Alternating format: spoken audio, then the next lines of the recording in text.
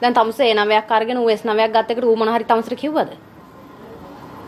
එහෙනම් කියනවකෝ මං අක්කනේ. ඌ කැමති නෑ මං අලුත් ඉස්කෝලේකට යනවට. ඒකයි මේ. උඹලා දෙන්නට එතකොට නටන්න බෑනේ නේද? නෑ.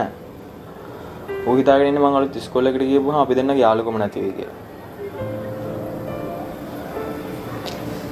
යාළුකම් එහෙම නැති වෙන්නේ නෑ මල්ලි. මාතූට කියලා දෙන්නම්කෝ හම්බුනහම. පව් අම්මා නැති එකානේ. ඌ කියන අපේ අම්මට බොරු කියන්න කියලා. අපේ අම්මට ලොකු ලොකු අතුවල්ලන්න එපාලු. ඉතින් මං උඩ බැන්නා. උට අම්මා කෙනෙක් නැති ඉඳ තමයි එහෙම හිතෙන්නේ කියලා. තමුනේ ඔයි. තමුසේ එහෙම කිව්වා යාට.